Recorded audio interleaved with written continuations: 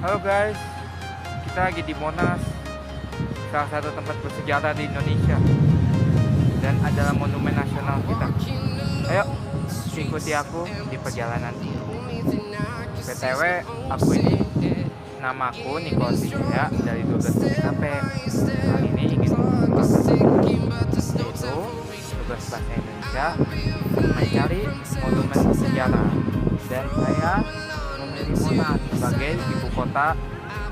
Maksud saya monumen nasional kita, yaitu Monas. Bisa dilihat luas banget ya. Ini dia, tinggi banget. Sudah mau sampai setelah melakukan perjalanan yang cukup jauh.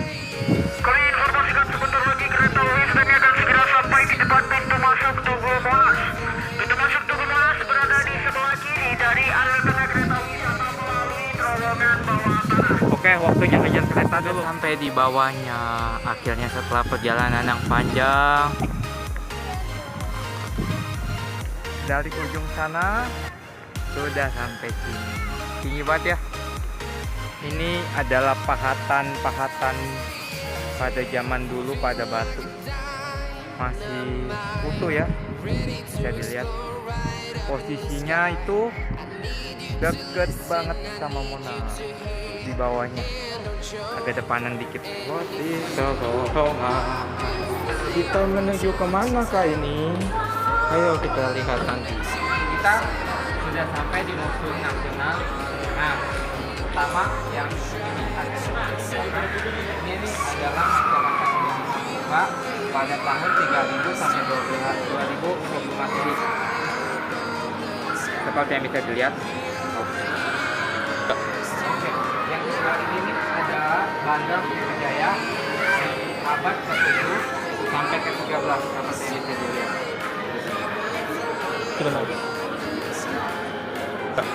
Oke, yang ketiga adalah Candi Borobudur pada tahun 824 saat prosesinya ini lagi dibangun. Seperti yang bisa dilihat. Oke, yang keempat ini ada Candi Gawi perpaduan Sufisme Buddhisme pada tahun 1292 seperti yang bisa dilihat.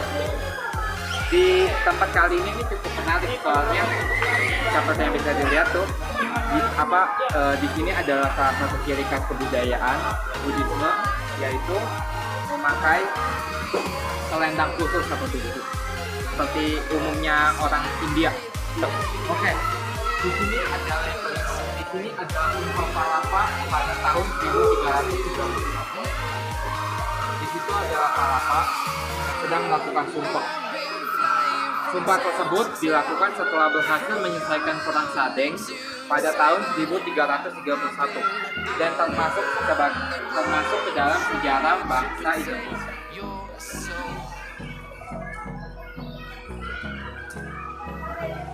Tuh 23. Selanjutnya ada Armada Perang Majapahit. Di sini kalian lihat kalau dalam buku sejarah Majapahit membuat perang dan termasuk salah satu kerajaan terkuat di sejarah Indonesia. Bisa dilihat armada perangnya itu tuh sungguh sangat luar biasa hebat. Dengan armada perang yang begini banyaknya, makanya ia bisa menjadi kerajaan nomor 1 pada masanya yang hampir menguasai sebagian Asia. Di sini adalah catatan. Mengapa Majapahit terbilang sebagai salah satu kerajaan terkuat di Indonesia? Bahkan negara China dari Asia Pasifik datang untuk mengunjungi Majapahit. Sejak Majapahit mengalami zaman keemasan, hubungan persahabatan dengan negara-negara tetangga pun berlangsung dengan baik, bahkan termasuk China. Selanjutnya di sini adalah peranan pesantren dalam penyatuan bangsa pada abad ke-14. Pesantren turut mengambil arti dalam penyatuan bangsa, seperti yang bisa dilihat. Salah satunya adalah menyiarkan Islam di Indonesia melalui pendidikan di pesantren atau pondok yang diselenggarakan oleh guru-guru agama. Selanjutnya ada armada dagang bukit pada abad ke-15. Di bisa dilihat pada zaman dulu armada tidak seperti sekarang menggunakan kereta atau online. Pada zaman dulu menggunakan armada menggunakan kapal-kapal besar yang disediakan dalam satu kapal terdiri dari 20 sampai 50 orang kapal. Dengan orang Makassar dan Bugis dari abad ke-15 sudah meliputi seluruh perairan Nusantara. Selanjutnya adalah The Makassar War, perang atau yang bisa disebut perang Makassar. Di sini bisa dilihat termasuk salah satu perang yang merenggut banyak korban jiwa. Pelopornya adalah Sultan Hasanuddin yang membuka pelabuhan Makassar untuk negara-negara yang ingin berhubungan dagang dengan Makassar. Tersebut adalah Sultan Hasanuddin yang sedang menggunakan topi merah sambil menunjuk ke arah kapal yang sedang terbang. Ya. Selanjutnya adalah pertempuran perlawanan Patimura pada tahun 1830. Bisa dilihat, berdasarkan Konvensi London 1814, Belanda berkuasa kembali di Indonesia serta mengulangi menjalankan monopoli perdagangan dan segala sesuatu yang bersifat eksploitasi. Itu adalah benteng pada perlawanan Patimura pada tahun 1817. Selanjutnya adalah Perang Diponegoro pada tahun 1825 sampai tahun 1830. Di sini adalah salah satu dari sekian banyaknya perang yang terjadi pada zaman peperangan penjajahan di Belanda.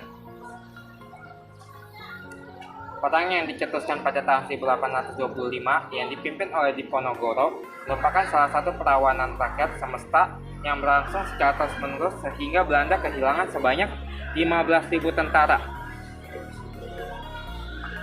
Itu adalah orang yang menggunakan baju putih beserta kuda yang ditumpanginya yaitu yang berwarna putih saat melawan penjajah Belanda yang berhasil kehilangan 15.000 tentara pada peperangan. Selanjutnya di sini adalah Perang Iman Bonjol pada tahun 1821 sampai 1837. Iman Bonjol adalah orang yang menggunakan baju putih. Ini adalah teks singkat mengenai Perang Iman Bonjol yang terjadi pada tahun 1821 hingga 1830.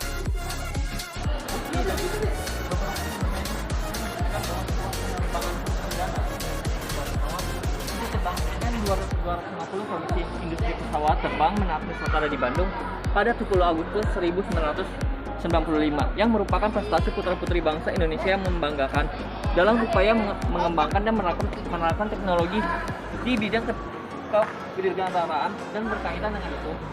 Tanggal 10 Agustus juga dikelaskan sebagai Hari Kebangkitan Teknologi Nasional. Jadi pada hari 10 Agustus itu merupakan hari di mana teknologi sekaligus momen di mana keberhasilan uji terbang perdana pesawat N250 dan memulai hari teknologi di Indonesia.